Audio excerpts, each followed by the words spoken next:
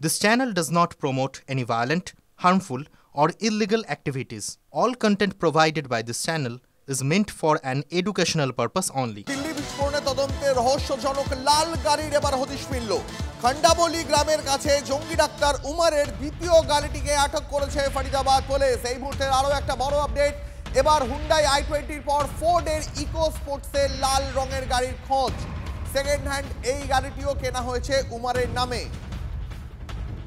এই মুহূর্তে সেই খন্ডাবলি গ্রামে যেখানে তল্লাশি চলছে সেখান থেকে আমাদের প্রতিনিধি সায়ন্ত রয়েছেন। সায়ন্ত, প্রতি মুহূর্তের আপডেট তুমি যেমনটা জানাচ্ছিলে, এবার এই নতুন যে লাল গাড়িটাকে নিয়ে যাবতীয় রহস্য দানা বেঁধেছে। জানতে চাইব লাল গাড়িটার বিষয়ে, তদন্তকারীরা এই মুহূর্তে কোন কোন বিষয়গুলো খতিয়ে দেখছেন?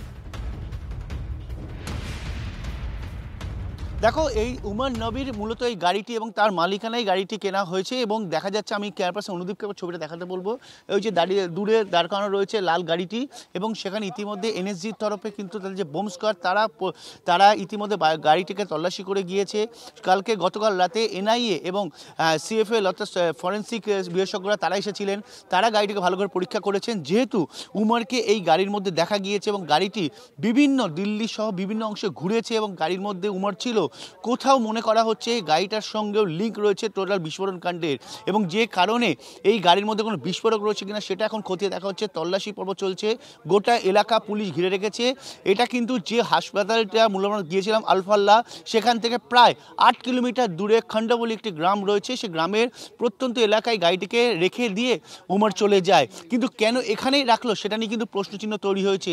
এখানে যেটা জানা যাচ্ছে তদন্তকারী সূত্রে, এখানে তার একটা আত্মীয়ের বাড়ি রয়েছে, কিন্তু সেই আত্মীয়ের বাড়িতেও কিন্তু তোমার তালাবন্দি অবস্থায় রয়েছে এবং তার সেই বাড়ি থেকে কিছুটা অদূরেই হচ্ছে এই গাড়িটিকে সে রেখে চলে যায় এবং প্রত্যন্ত এলাকায় কারোর নজরে পড়েনি একটি গ্রামের ভিতরে। এই গাড়িতে তল্লাশি চলছে, তদন্তকারীরা এই মুহূর্তে ঘটনাস্থলে রয়েছেন, তোমার সামনেই তল্লাশি চলছে। এই গাড়ি থেকে এখনো পর্যন্ত কি রহস্যজনক কিছু পাওয়া গেছে বা সন্দেহজনক কিছু মিলেছে?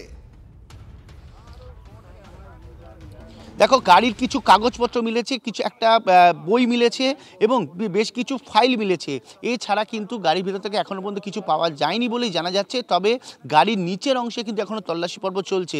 এনএসজির একটা বোম স্কোয়াড টিম বেরিয়ে গিয়েছে, আরেকটা টিম রয়েছে, পুলিশ রয়েছে, ফরিদাবাদ ক্রাইম ব্রাঞ্চের অফিসাররা রয়েছে, তারা কিন্তু গাড়িটিকে সম্পূর্ণ পরীক্ষা নিরীক্ষা করে দেখছে। যেহেতু পুলিশ মনে করছে, যেহেতু উমর পুরো গাড়িটাকে একটা বোম তৈরি করে দেওয়ার ব্যাপারে এক্সপার্ট ছিল, তাই গাড়ির ভেতরে একদম বোমার বারুদ বা পাউডার না পাওয়া গেলেও গোটা গাড়ির মধ্যে কোথাও কোনো বোমা লোকানো রয়েছে কিনা বা এই গাড়িটা নিয়ে কোনো পরিকল্পনা ছিল কিনা সেটাই মূলত এখন তদন্তকারীরা খতিয়ে দেখছে। একই সঙ্গে গাড়িটা কত কিলোমিটার চলেছে, কি পরিমাণ তেল, সেগুলো কিন্তু মূলত এখন খতিয়ে দেখা হচ্ছে বলে তদন্তকারী দল সূত্রে জানা গিয়েছে। তবে এই গাড়িটা যে যথেষ্ট রহস্যজনকভাবে রাতের অন্ধকারে এখানে রেখে যাওয়া হয় সেই ব্যাপারে কেন নিশ্চিত এবং তদন্তকারীদের একটা অংশ যেটা জানাচ্ছেন যে বিস্ফোরণ কাণ্ডে 2 দিন থেকে 3 দিন আগে, যেটা গ্রামবাসীদের সঙ্গে কথা বলে জানা গিয়েছে, 2 থেকে 3 দিন আগে গাড়িটা এখানে এনে উমর রেখে চলে যায়। কিন্তু কেন এখানে নিয়ে রাখলো? আমি তোমার কাছে আবারও আসবো, দর্শকদের আরো একবার জানাই, দিল্লি বিস্ফোরণের তদন্তে এবার রহস্যজনক লাল গাড়ির হদিশ। খন্ডাবলি গ্রামের কাছে জঙ্গি ডাক্তার উমারের সেই দ্বিতীয় গাড়িতে এই মুহূর্তে তল্লাশি চলছে। আমাদের প্রতিনিধি সায়ন্ত সেই ছবি সরাসরি আপনাদের দেখাচ্ছে এই মুহূর্তে। সবার আগে প্রথম TV9 বাংলা নিউজ চ্যানেল এই মুহূর্তে আপনাদের দেখাচ্ছে সেই ছবি, যে গ্রামে এই গাড়িটি পুলিশ আটক করেছে সেখানে এই মুহূর্তে তল্লাশি চলছে। এই গাড়ি থেকে রহস্যজনক কিছু উদ্ধার হয় কিনা সেদিকেই নজর, কারণ বারবার যে কথা আমরা বলছি, প্রায় 300 কিলোগ্রামেরও বেশি বিস্ফোরক এখনো পর্যন্ত তদন্তকারীরা খুঁজছেন। সবার আগে TV9 বাংলা যে ছবি আপনাদের এই মুহূর্তে দেখাচ্ছে সেই গাড়িতে এই মুহূর্তে তল্লাশি চলছে। আমাদের প্রতিনিধি সায়ন্ত প্রতি মুহূর্তের আপডেট তুলে ধরছেন। সায়ন্ত, যেমনটা তুমি জানাচ্ছিলে, এই সেকেন্ড হ্যান্ড গাড়িটিও উমারের নামেই কেনা হয়েছিল।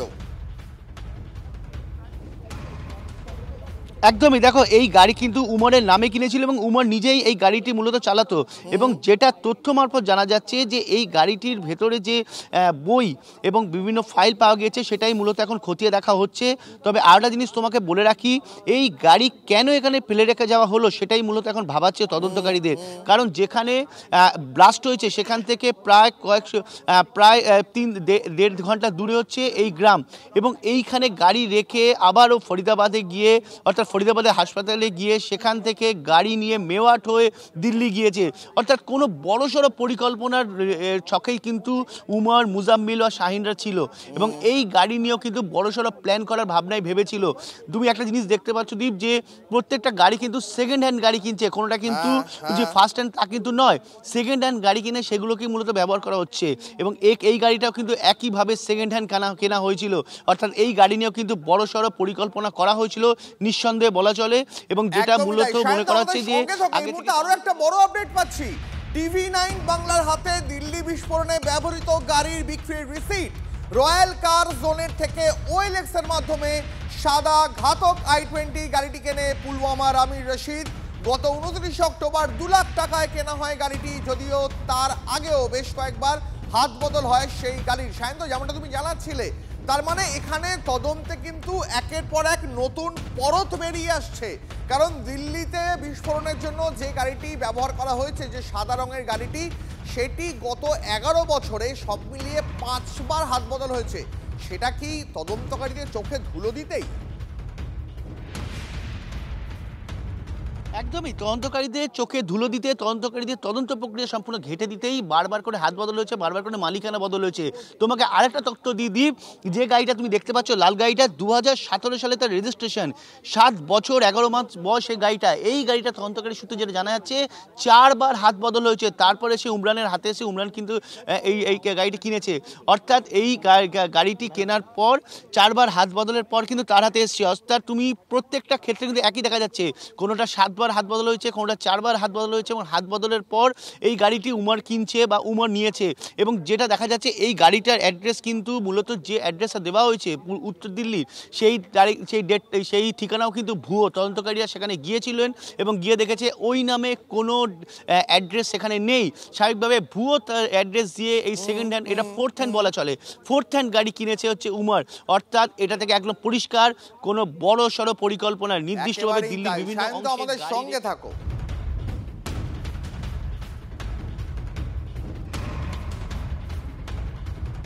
कार i20 उनको पसंद आती है, वो परचेस करते हैं, फिर यहाँ पे ऑफिस की सारी डॉक्यूमेंट फॉर्मेलिटी होने के बाद कस्टमर कार लेके चले जाते हैं।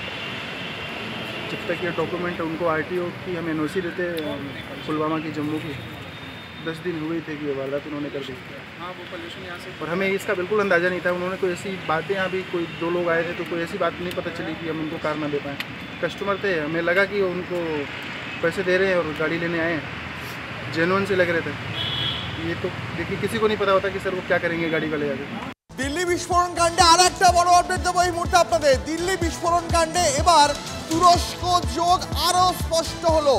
উমর সম্পর্কে তুরস্ক দূতাবাসের যোগাযোগ NIA এর গোয়েন্দাদের। দীর্ঘদিন ধরেই মৌলবাদী চিন্তা ভাবনায় প্রভাবিত ছিল উমর। রাতের বেলায় নিজের বাড়িতে বেশ কয়েকজনকে নিয়ে বৈঠক করত।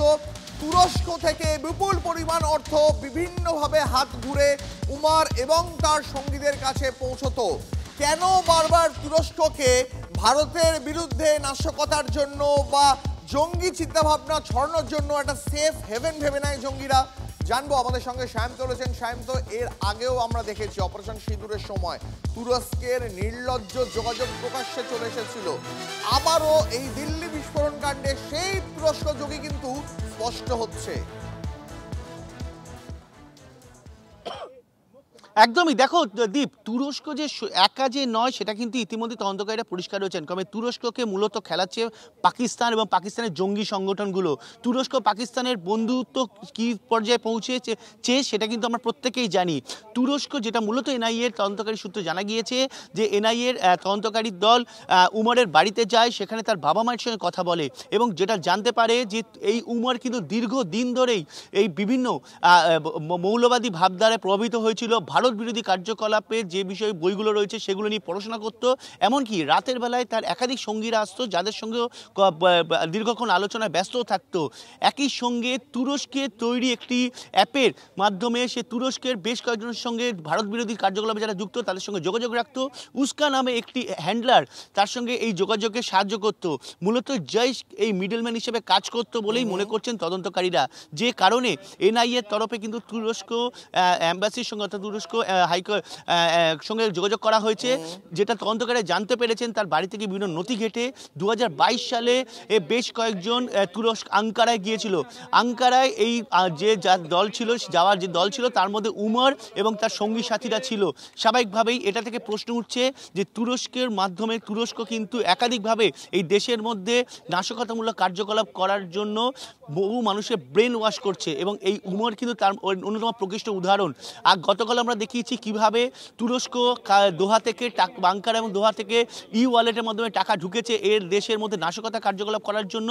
এবারে কিন্তু রীতিমতো হাতে নাতে প্রমাণ পেল এনআইএ তদন্তকারীরা যে উমর আঙ্কারায় গিয়েছিল এবং সেখানে গিয়ে যাবতীয় তার ব্রেন ওয়াশ করা হয়েছে, ভারত বিরোধী কার্যকলাপ কিভাবে করবে। এখানেই একটা প্রশ্ন যে উমর যে এই সমস্ত কাজ করত, উমরের চরিত্র যে এই রকম ছিল সেটা জানার পরেও তার পরিবার কি এই সম্পর্কে চেপে গিয়েছিল?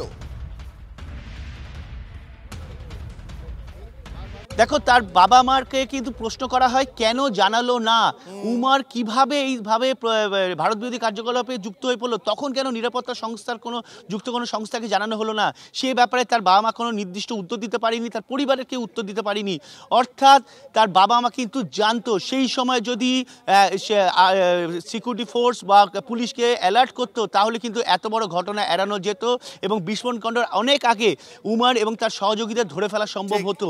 দেখো, উমর কিন্তু যেটা জানা যাচ্ছে, উমর যখন 17 থেকে 18 বছর বয়স তখন থেকেই মূলত একাধিক লোকের সঙ্গে মিশত এবং সবসময় সীমান্ত যাবার কথা সে বাড়ির লোকেদের বলেছে, যদিও সে সীমান্তে যেতে পারিনি, কিন্তু পরবর্তীকালে যাদের সঙ্গে সে মিশতে শুরু করেছিল তারা কিন্তু মূলত রাতের অন্ধকারে তাদের বাড়িতে আসতো এবং তাদের এই চিন্তাভাবনা, তাদের এই চলনে কিন্তু বাড়ির লোক সন্তুষ্ট ছিল না এবং তাতেই কোনো মনে করা হচ্ছে যে তার এই হাতে খড়ি কিন্তু দীর্ঘদিন আগে থেকে, যার প্রভাব নজর রাখো প্রতি মুহূর্তের আপডেট নেবো তোমার কাছ থেকে।